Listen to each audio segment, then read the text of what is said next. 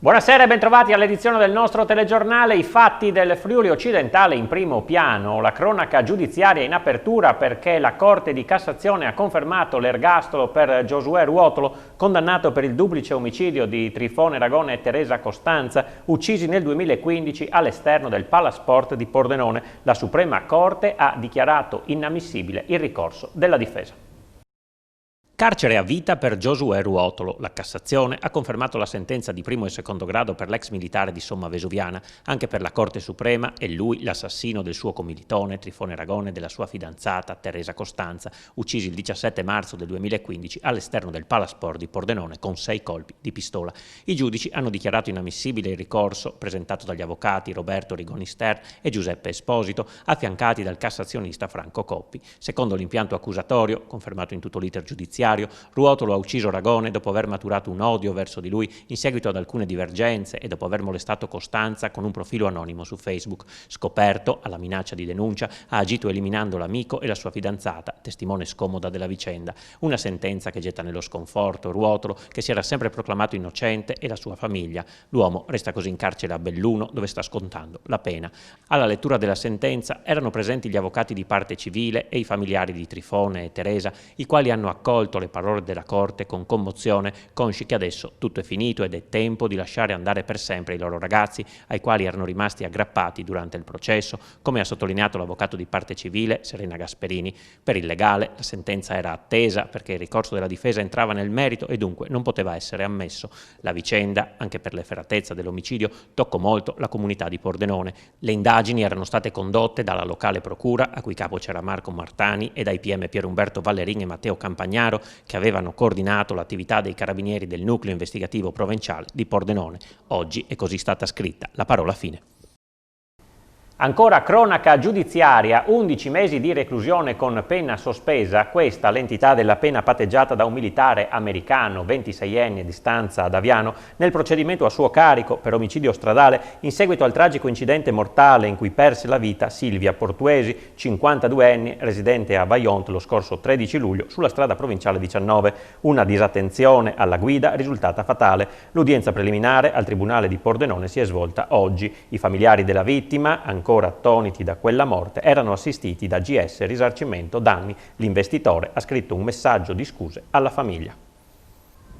Cambiamo argomento. La squadra mobile della questura di Pordenone ha sgominato una banda dedita ai furti di pezzi di automobili ai danni di concessionarie. 4 le persone individuate, 3 moldavi e un ucraino, una delle quali è stata arrestata in provincia di Milano e portata in carcere a San Vittore.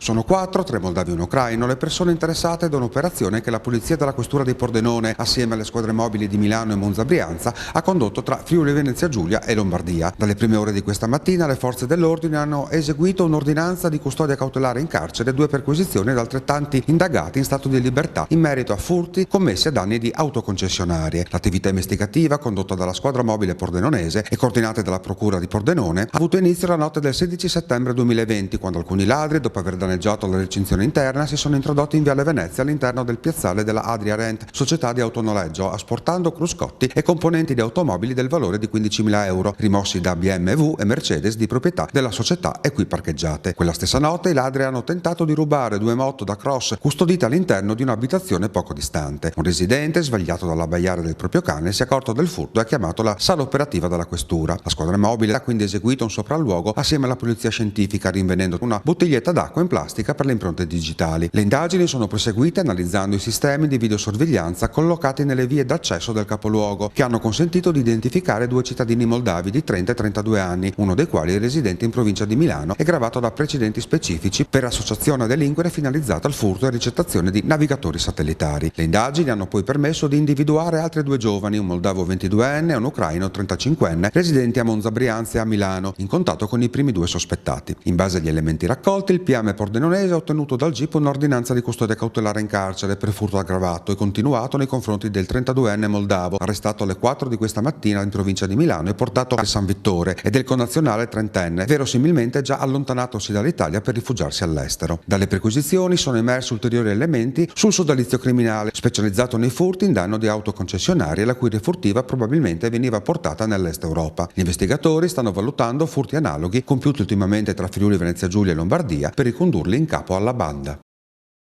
E ora sentiamo il racconto di Lamberto Micelli, responsabile marketing di Adriarent, che ringrazia le forze dell'ordine. A settembre una banda di malviventi ha fatto irruzione nel nostro piazzale di Viale Venezia di 15.000 metri quadrati, dove sono stoccate oltre 1.000 vetture destinate alla vendita dell'usato e hanno portato via della componentistica elettronica di auto come BMW e Audi. Era la prima volta che eravate oggetto di questo tipo di furti? È la prima volta che abbiamo subito un intervento di questo tipo da parte dei malviventi. Avendo oltre 1.000 vetture stoccate nel piazzale, diciamo che potremmo essere soggetti a interventi di questo tipo. In precedenza abbiamo preso delle contromisure, installando un impianto d'allarme di ultima generazione che si è rivelato utile ai fini dell'indagine per arrestare e denunciare i malviventi. Naturalmente i cruscotti rubati sono minima parte dei danni che avete subito. Abbiamo subito anche dei danni alla recinzione esterna e oltre a questo la banda ha procurato dei danni appunto alle vetture, soprattutto dal punto di vista dei finestrini e della parte interna delle auto. A nome di Adriarent ci teniamo a ringraziare tutte le forze dell'ordine per l'ottimo lavoro svolto, in particolar modo il questore di Pordenone Marco Dorisio. Oggi è un giorno positivo per la comunità pordenonese, in quanto dimostra ancora una volta di più che possiamo sentirci sicuri e supportati dalle forze dell'ordine.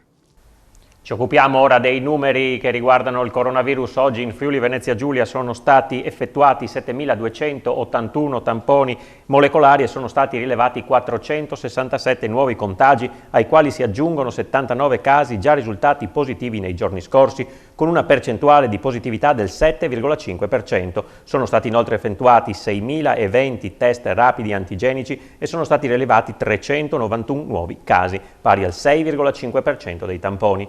I decessi registrati sono 22, ai quali si aggiungono 9 morti pregresse afferenti a dicembre. 3 le morti nel Friuli occidentale. I ricoverati nelle terapie intensive salgono a 69, mentre quelli in altri reparti scendono a 665. Numeri comunicati dal vicegovernatore con delega alla salute Riccardo Riccardi.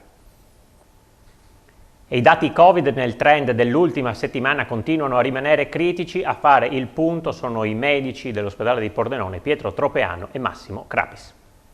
I dati non sono neanche questa volta molto confortanti, anche se c'è un lieve calo, ma a livello settimanale non siamo calati di molto. I tamponi eseguiti sono stati 7.714, con circa 600 nuovi contagi, quindi l'indice di contagio è sceso all'incirca all'8%, però sostanzialmente il settimanale resta sull'11%. Ci sono stati 2.000 test antigenici, anche qui con un dato di positività che si attesta sull'8%. L'occupazione posti letto è quello che ci preoccupa di più. Sono circa quasi 740 posti letto occupati. Anche nel nostro ospedale Santa Maria degli Angeli siamo a quota 200. Purtroppo confermo che siamo in un'onda lunga, in una sorta di fase di plateau a livelli molto alti, diciamo così, in termini di incidenza, che quindi vanno a determinare un sovraccarico di quello che è il sistema sanitario. È giusto anche ricordare tutto l'extra ospedaliero che c'è, cioè tutte le persone che sono a casa, ma soprattutto ricordiamo quelli che invece sono sintomatici e sono in gestione da parte dei colleghi, i cosiddetti USCA, che anche noi sentiamo, diciamo, quotidianamente varie volte, proprio perché il sistema sanitario è stressato a 360 gradi. Citiamo anche le infermiere domiciliari, per cui una situazione ancora molto dura. Massima attenzione, responsabilità, distanziamento, mascherine, igiene e soprattutto, ripeto, soprattutto la coscienza che dobbiamo assolutamente venirne fuori.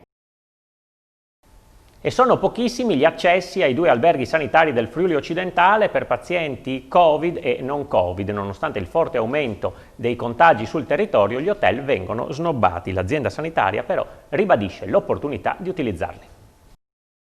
Si sono cercati per molto tempo, ma dopo essere stati individuati e attivati sono pressoché vuoti. Questa è la realtà attuale dei 2 alberghi sanitari del Friuli occidentale. Uno per persone negative che si devono isolare da contatti positivi, il Best Western di Pordenone, individuato dalla Protezione Civile, e uno per contagiati asintomatici o con pochi sintomi, del quale l'azienda sanitaria preferisce non rivelare l'identità. In entrambi i casi però le stanze, pagate dal servizio pubblico, 20 da una parte e 15 dall'altra, contano pochissimi accessi. In questo momento non c'è un grandissimo afflusso, sia per quanto riguarda l'albergo sanitario per i negativi, sia per quanto riguarda l'albergo sanitario per i positivi. Però siamo confidenti che, ulteriormente diffondendo questa opportunità, possa essere utilizzato. Il Dipartimento di Prevenzione e il Dipartimento di Assistenza Territoriale hanno a disposizione nella loro faretra, nella loro cassetta degli attrezzi, non solo l'assistenza domiciliare, non solo evidentemente le cure intermedie, quindi le RSA di Maniago e di Sacile, evidentemente poi l'ospedale per i casi più gravi, ma quando c'è bisogno di un'accoglienza in soggetti che sono evidentemente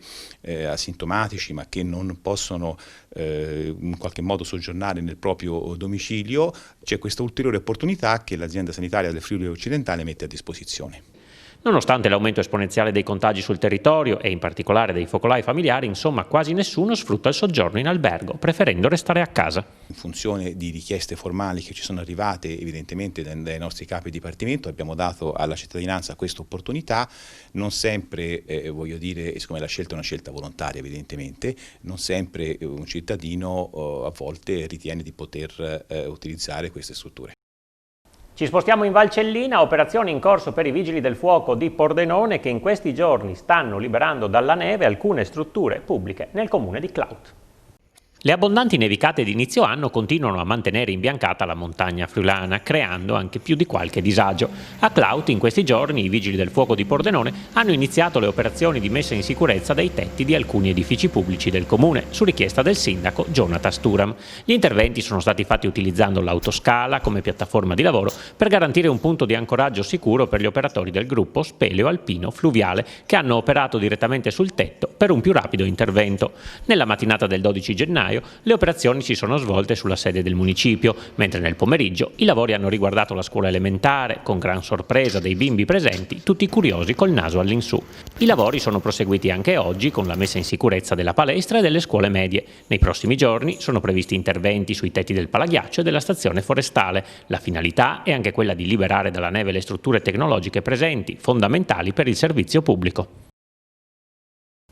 L'attenzione all'ambiente parte dalle piccole cose. Il comune di Pordenone, su iniziativa dell'assessore all'ambiente Stefania Boltin, ha donato una borraccia in acciaio certificato a ognuno degli oltre 2400 bambini che frequentano le scuole primarie della città. Un gesto per ridurre la plastica, spiega Boltin, ed essere sempre più attenti al consumo delle risorse e alla produzione dei rifiuti, concetti che i piccoli pordenonesi, conclude, stanno già facendo loro e che porteranno con sé anche da grandi. Ed era questa la nostra ultima notizia per stasera. Dopo di noi Elettroshock, condotto da Alessandra Salvatori. Il tema di questa sera è quello dei giovani che, alle prese con il lockdown, soprattutto per i ragazzi delle superiori, si trovano sempre più spesso isolati in casa. Grazie per essere stati con noi. Buona serata.